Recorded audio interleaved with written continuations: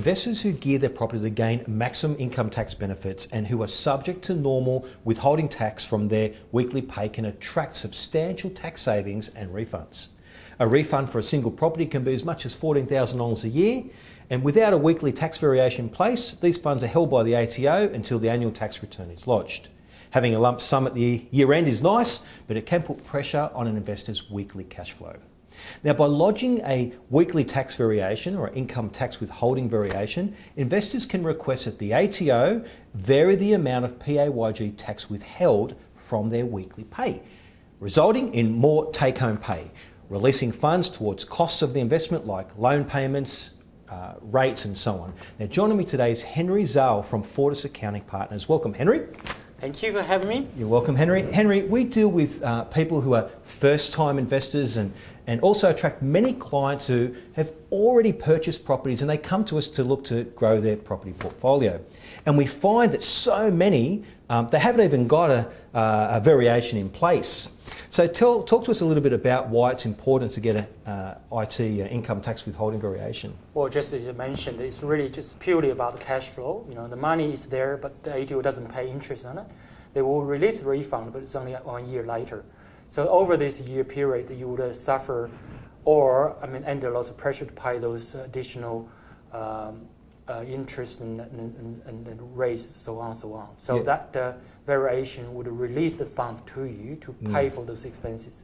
It's very important, I think, that people are aware, okay, because there's a lot of people in the marketplace that have investment properties, and both you and I know that, sure, but they're not taking advantage of these processes, I guess. The income tax withholding variation puts more money in their pocket to service the loan, to make the payment of their council rates and all that sort of thing. And that's why I invited you in, so we can sort of shed some light for people that might be looking at this. So tell us, what's actually involved in submitting an application?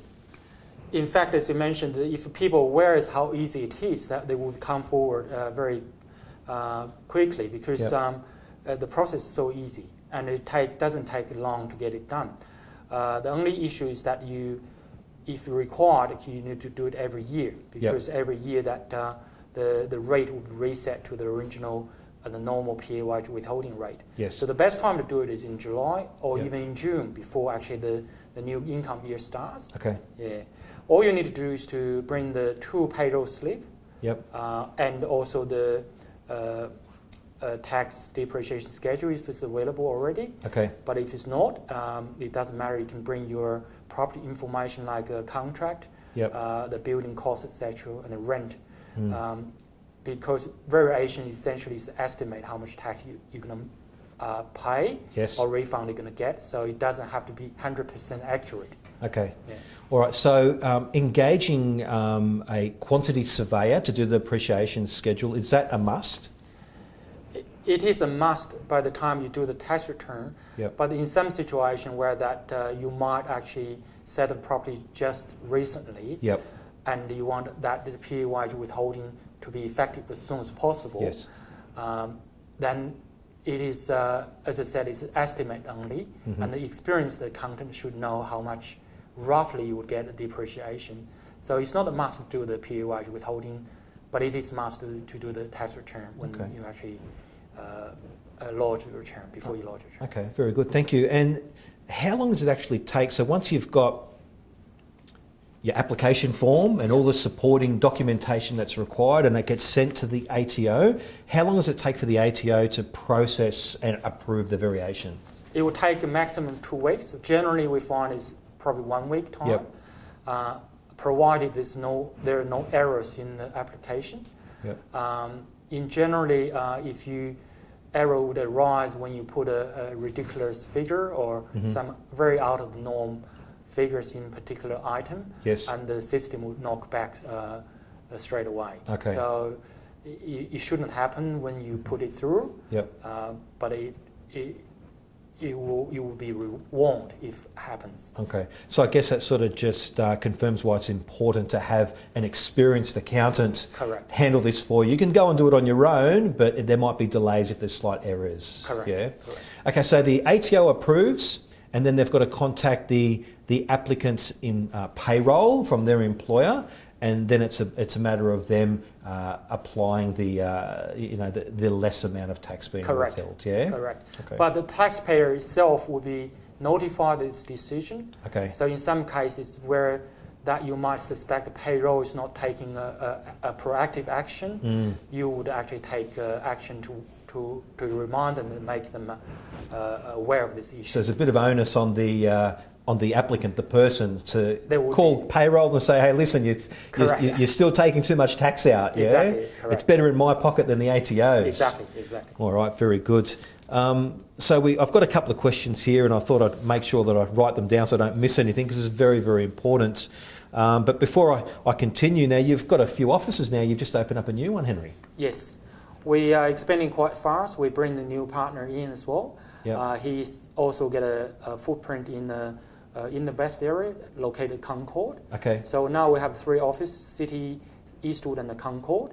Wow. So the client sometimes find a particular office easier to access. Yep. And they can go there whenever they want. That's good, because people are time poor, and now that you've got these 3 offices, it's good.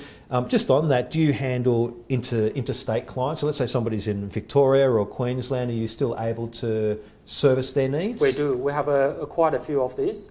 They are actually very, over the time, it becomes very convenient to talk to them. Yes. And we know what to expect from each other. Yep. And the communication is very easy.